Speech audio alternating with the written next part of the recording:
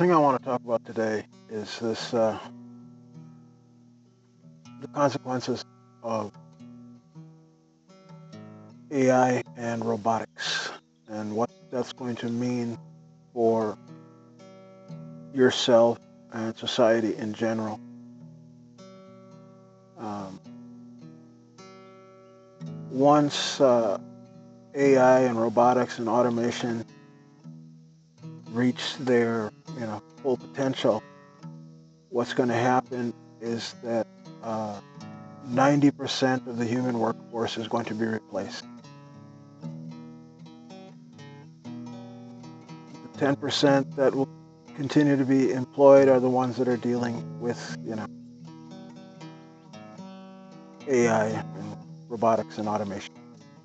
The rest of the people will be replaced.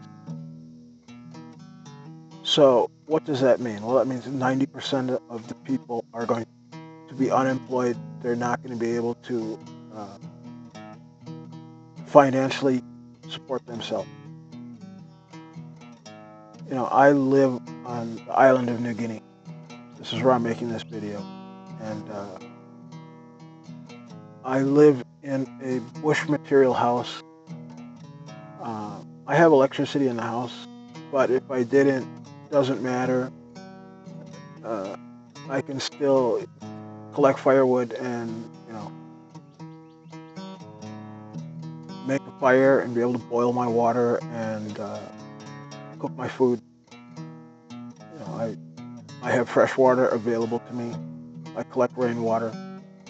Uh, I don't pay rent. There's plenty of land here.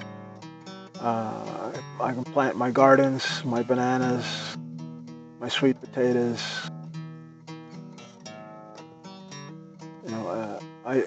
I don't really have seasons, so my gardens are year round.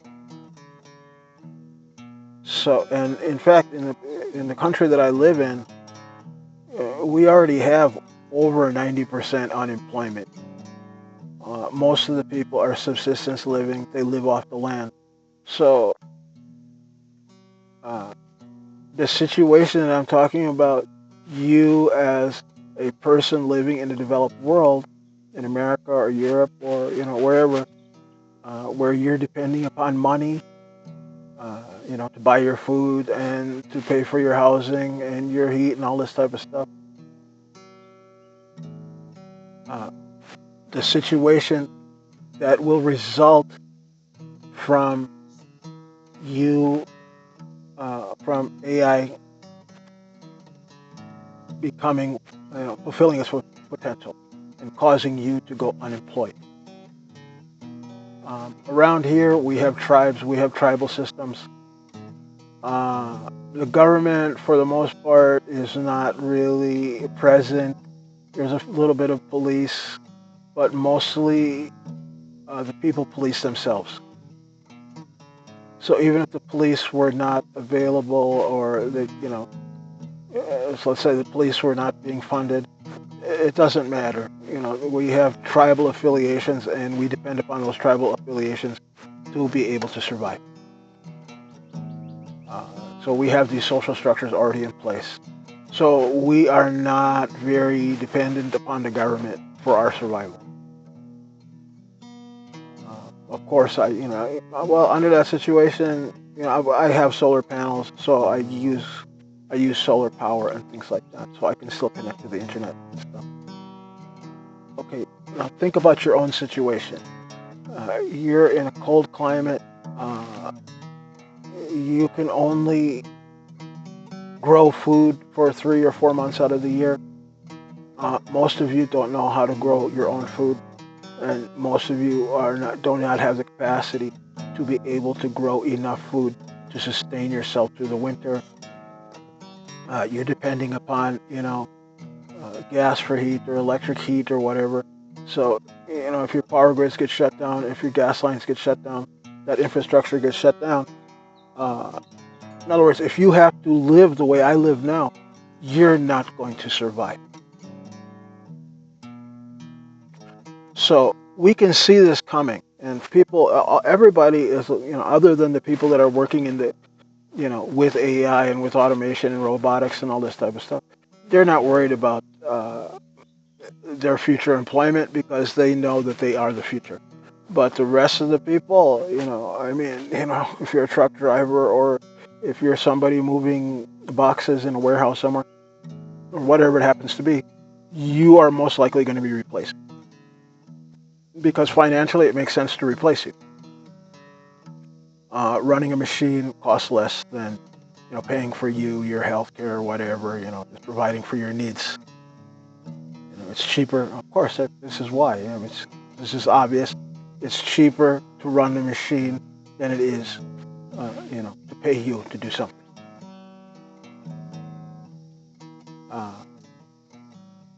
So when this replacement happens, and this is already affecting consumer confidence and all this type of stuff. So the economy is already being negatively impacted by this, just the fear of this happening. But like I said, and however many years it's going to take, once this thing goes into fruition, if you're not directly involved in the AI system or in the robotic system, automation system, you're going to become unemployed. You're not going to have any money, and you and the majority of the people, 90% of the people, are going to be in the same boat, right? Okay, so this is real obvious. Nothing that I'm saying to you right now is not obvious. This is obvious. So the point is, what is going to be done about it? Okay, I've thought about this a lot, and I've realized that there's only two options. Option number one is that the ruling elite that control your governments by giving campaign contributions to your politicians, to elicit your votes so that they can gain power. Those people, the ones who own the AI systems, the automation systems, and the robotic systems,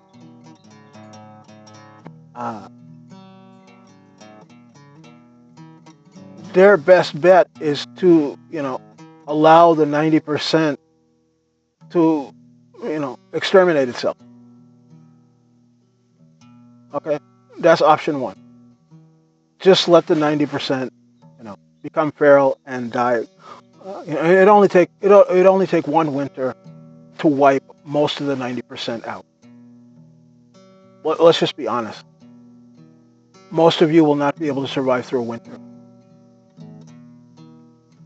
So the elite can just go into their bunkers, basically spend 12 to 24 months in there, and by the time, after a year or two,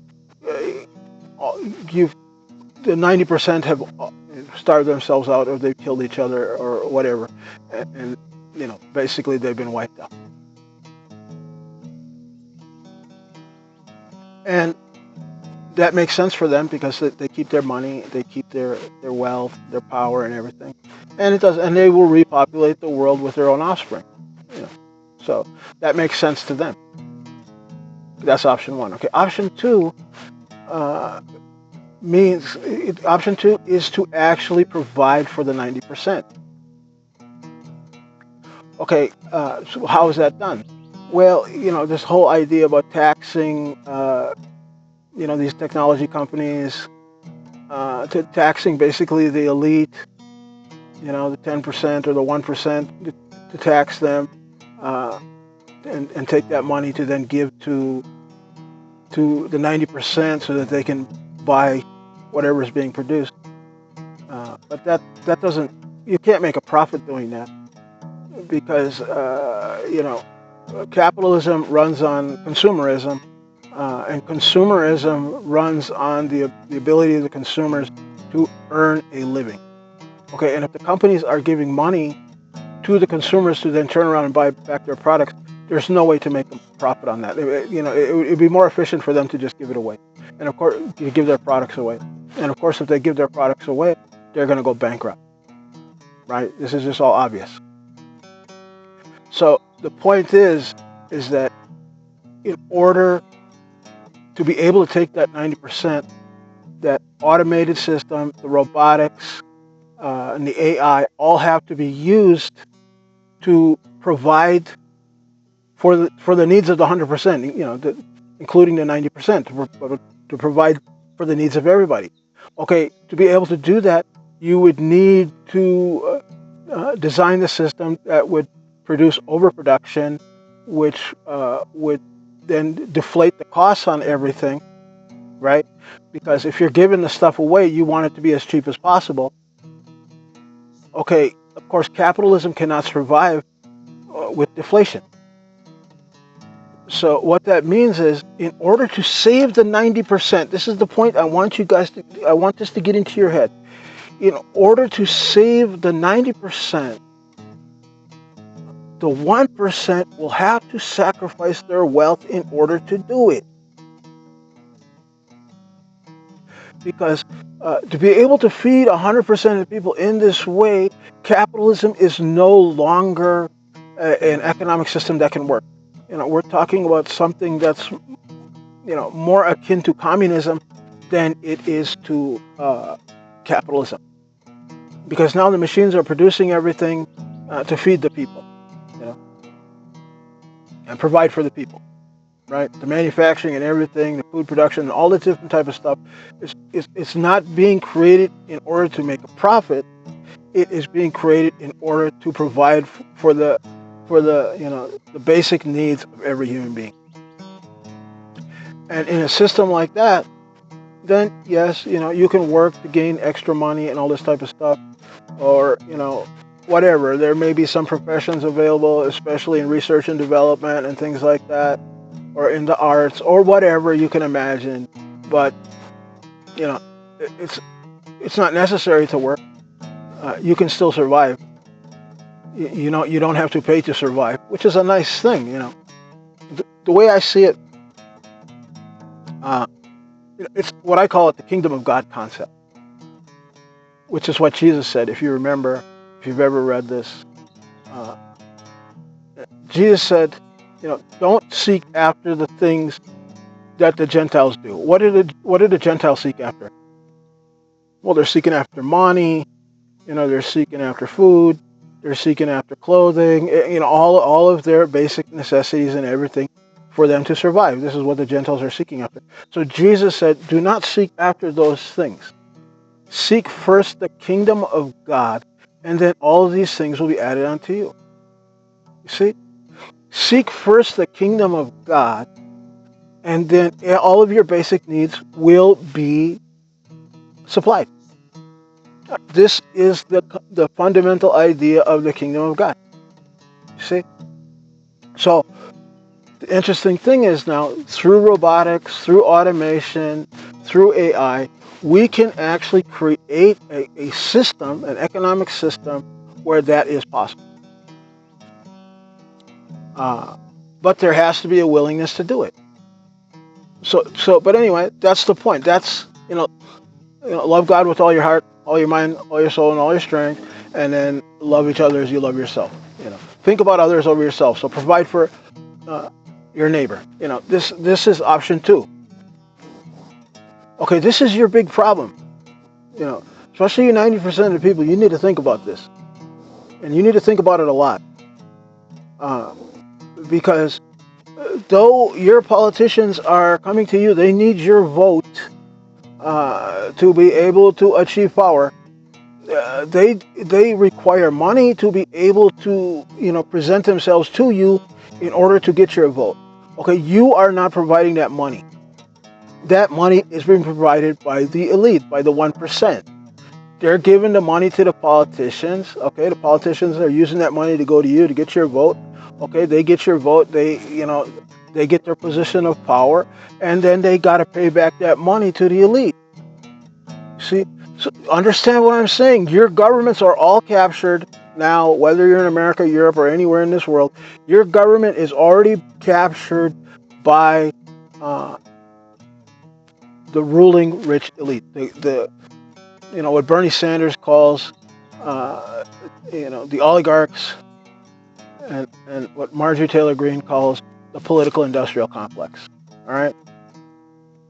Those are the people that are in control of your government.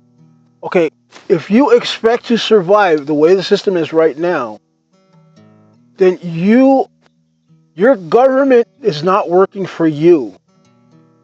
So now you are dependent upon the 1% that control your government to agree within themselves to give up all of their money and everything to make sure that you survive. Now let's think about it, man.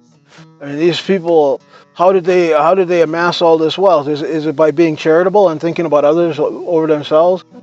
No, of course not. Of course not. You don't amass that type of money by thinking about other people. Of course not. So why would you expect them to now all of a sudden say, "Oh, well, we need to think about these 90%. We need to make sure that they get fed and they survive." Do you really believe that they're going to make that decision? Or are they going to understand that you, the 90%, you are going to become useless? You will no longer be able to serve their interest, so it is in their best interest that you do not survive. Okay? Think about that. So now let's look at what we see in the world happening right now. Do you see any governments in the world trying to restructure their economic system to be able to build an automated system, that can provide for the needs of 100% of the people? Of course not. I've looked all over. Anybody can. You can get on YouTube or whatever, and you can look all over the world, and you will see that nobody's really interested in it. At least not in the West, right? You're expected to go out and get a job, make money and take care of yourself and pay your taxes. That's what you're expected to do. On the other hand, especially in the United States of America, and I'm an American. I was born here on this island of New Guinea, but I'm an American. I'm an American citizen. I grew up in America. So, as an American, you need to think about what you're seeing in your government. Do you see any movement inside of your government talking about this? Because the only person that I see talking about this right now, well, I guess there's a few people, but Bernie, it seems like the only one that's really talking seriously about it. But the point is, what is the movement? Because like I said, capitalism cannot survive in this system, where you got to take care of, basically 100% of the population's basic needs. Capitalism doesn't work with that. Capitalism doesn't work in a deflationary system. And you have to deflate the system. You have to lower the cost to be able to extend the services and the produce and whatever's being manufactured out to to distribute out to the people. Capitalism doesn't work that way. Capitalism will die. Right? So the point is, do you see any of that? No, of course you don't. But what do you see? You see your water is getting poisoned. You see your food is getting poisoned. You see that your air is getting poisoned. Think about this, people, man. I'm talking, me, I'm safe. I'll eat from the bananas and the sweet potatoes, and I got water to drink, and and I got material that I can build my houses and all this type of stuff. I know how to live in that way, unemployed. You will not survive. So if you look at the indications that are happening right now, these diseases that are being manufactured. I mean, these drugs that are given to people that are damaging people, and all this different type of stuff. If you look at the system right now, it's all designed to kill you. And you're like wondering why. Why is that? Oh, because they're making money off of the medical system. Medical care is very expensive. All this different type of stuff. No, it's because they want you to die. Because you're part of the worthless 90%. And you are being lined up for extermination. Food is getting more expensive. Why? Because they want you to starve to death. If you honestly look out, just get on YouTube or whatever platform that you're using, and you look around, you can see all the signs of your extermination is everywhere. And there is no sign of anybody doing anything to save you. And in order to save you, the people who are running your country, the elite that are running your country, they would have to give up everything that they own in order to do that. But if they exterminate you, then they keep their riches. Excuse me. So, you figure it out. You figure it out.